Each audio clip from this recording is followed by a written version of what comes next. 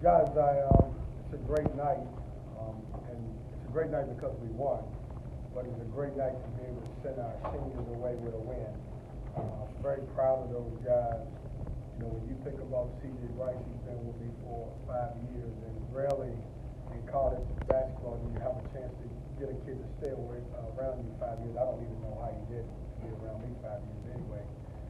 But I'm proud of his journey. You know, he started off at, UNCW with me, and I knew when I signed him he was a high major guy. And then obviously I had the opportunity to take this job here, and when he decided to leave, I knew that I didn't want to play against him, so we got involved with him, and I'm glad that he decided to come to NC State, and he's done a great job for us for a couple of years. And then Markel Johnson, obviously everybody knows he's had his ups and downs, but what I will say about him is he didn't take bad advice. A lot of young men, especially some of the guys that we've had here in the program in the past, have decided to jump to the NBA when they wasn't ready. Markel's a guy who took the positive feedback and the negative feedback and decided to come back to NC State, and he'll have 2 years under his belt where he's probably going to lead the league in assists. His game is matured. He's still getting better in areas, but I'm proud of him. And then those 2 fifth-year guys, and Danny and Pat, they could have went anywhere in the country, and they trusted in us as we try to continue to build this program, and that says a lot about those guys. We've had a lot of success with fifth-year guys, and I'm proud of those guys because both of those guys represent our program the right way as a culture, as basketball players, and as students. So that being said, great game. I thought we did a tremendous job tonight. One of my concerns coming into the game was keeping Wake Forest off the free throw line. They're a team that takes 25 free throws a game. And when you look at the stat sheet, we did a great job, only gave 7 free throws. And I thought our guys played well. It was really good to see the ball go in the hole for Braxton Beverly. We needed it. He needed it. I think our team understands what kind of player he can be. Markel Johnson was really good with another double-double. And I thought DJ Thunderberg played great for us. So, and then Danny and those guys who came off the bench did a tremendous job for us tonight. So, questions? What's the update on Manny? Yeah. So Manny has and I don't want to say it the wrong way, he's got a little knee bruise that I wanted him to go through warm-ups today just to kind of see how he felt. And at the end of the day, he probably could have played, but I wanted to hold it out. It was senior night. I knew I was starting Danny. I knew Danny was going to hit a rotation. And so I wanted to be cautious with him because we needed more with the tournament coming up. So he should be fine. That is a good news. But he actually, Joe, it's the crazy thing is he hurt himself to get hurt. So I don't even think anybody bumped into him. So. You talked before about Braxton. You say to him, if you can't go today, let me know. Did you ever think in these last 2 months, did you just sit him down and let Braxton try to, or is it not that type of issue? Yeah, I can't. It's not even that type of injury. He's just beat up. Like, if somebody gave me the power to tell Braxton Beverly to not play basketball for 3 weeks, I would do it. But I know Braxton Beverly. As soon as I get away from him, he's going to sneak somewhere and play basketball just because he loves the game. And, that kid is a weapon for us. He's a guy who can score. We need him to make those type of shots. And we've missed some of that. But his ability to make shots makes us a better team. And hopefully he can continue that and play well. I've got to do a better job, and I've done a bad job in this area. I need to limit him. I do have control of practice. I need to make him not practice. It's tough when you sit over there and he wants to get in and stuff. But I got to do a better job. Coach, looking forward towards next week, Greensboro, you've been through this a few times now as far as the ACC tournament goes. How would you approach talking to your guys when, there's still a possibility there for the NCAA tournament, but I know that you tell them 1 game at a time.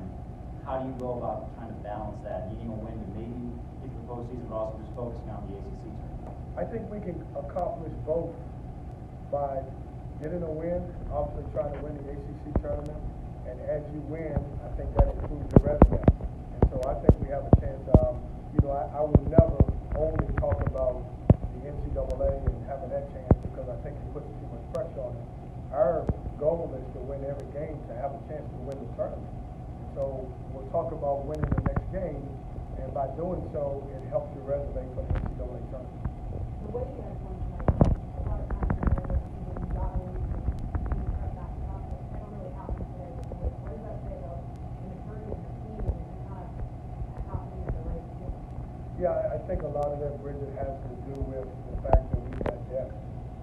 Most of those games that you're referring to, and you're absolutely right, we were playing 7 guys. And, we wore down. We did what we used to do to teams. We wore them down. We used to wear teams down. And we wore down because we just didn't have much depth. And I was going with guys for a long amount of time because of the amount of guys. Even if you look at tonight, it's crazy. We still don't have everybody with Manny out. But that being said, we had enough guys to be able to play the way we wanted to finish the game. Oh, you've never raised your hand. Why are you doing? I don't know why you did that today. Because I don't want to get yelled at for not using the microphone. I've done that. It's happened before. Boyer's not here anymore, you're safe. Who would yell at you for that? Who was it who yelled at me? Was it Annabelle or was that? Boyer. Boy, okay, well. You So, don't even need a mic. well, I understand that, but I mean, I don't even know why you acting. Put the mic down. I don't even have a mic. Now you're going to get yelled at. Yeah. He don't need a mic.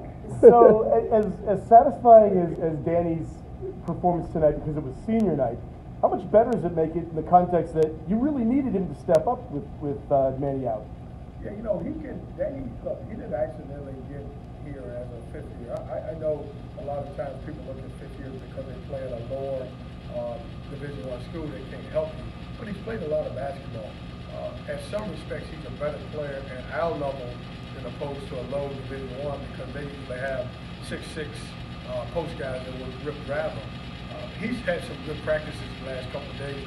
I texted him on my way here and his way here and told him, just be confident you're a good basketball player, and I thought he came out and played well.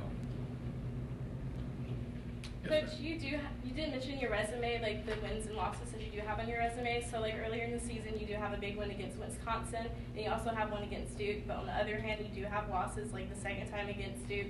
Do you feel as if the bigger wins characterize your team more, or coming back from those bigger losses? Yeah, I think, are you talking about for our resume for the NCAA or just in general? Both. Okay, for our resume for the NCAA, and Joe and I talked earlier today, we've answered some of the questions or the concerns that the committee had last year. And one of the committee, and some people would argue that it was their strength of schedule non-conference. And I get it, it was bad. But right now we finished in the top 100 non-conference. I think we're right around 100. Some people would argue that we just didn't have enough quality quad 1 wins. Well, right now we're sitting at 4 quad 1 wins. I think today this is another quad 2 win. We would have 5 quad 1 wins. The Greensboro win, if they were 75 in the net, we would have another one. But they dropped to 78 because they lost the game, I think, to Chattanooga. That being said, I like where our team's at. I'm never going to be able to sit in the committee room to make those decisions. But I will say this, if you take our resume, I remember back in the day, all we talked about was blind resume. And if you take the resumes and you stick them up together and you say NC State has a win against Wisconsin, who has a chance to win the regular season in the Big Ten. You say they went to Syracuse and won. You say that we have won at Virginia, who turns out to be a great win, and then we beat number 6 Duke at home. Those are pretty good wins, and I don't think all quad 1s are created equal. Nothing against any other conference, but I would love to have some quad 1 wins playing against some lesser teams than playing a Duke or Wisconsin, a Virginia, and a Syracuse. It just doesn't happen. We went on the road to a mid-major opponent and won at Greensboro, which nobody does. Arkansas Little Rock, for you guys that don't know, they won their conference. That turned out to be a good win. So I just gave a great speech about why we should be in the tournament. I hope I answered your question because I got on the soapbox. Yeah. But I don't know what the net is. I really don't.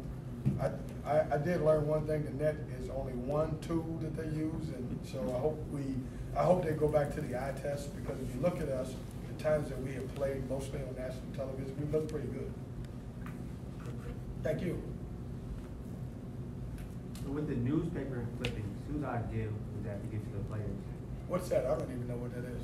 What happened? Just like there was newspaper clippings in their locker room. Oh, that's a fan that brings it, gives them to them. The fan gives? Yeah, I don't think you're about to get somebody in trouble. We don't give them newspaper clippings. No, we don't do that. Coach, it seems like y'all capitalized a lot on the lob pass down low from a high screen. What did you see from Wake Forest scouting them that made you think you could capitalize on that as well as you did tonight? Well, they confuse you with their matchup zone. And so we wanted to get some movement into a ball screen where we could pull their post guy out of the lane. And so what we did was we tried to space it out and have two shooters opposite of the ball handler. And so when we came up and set ball screens, as long as we used it, they typically stayed home at the shooter, so our road guy was always open. And Markel did a great job finding DJ, and also Danny. And those guys finished. Thanks, Coach. All right, guys, enjoy your night. Hey, listen, everybody spring forward tomorrow now. Don't forget. Thank you, Coach. Yeah, don't forget.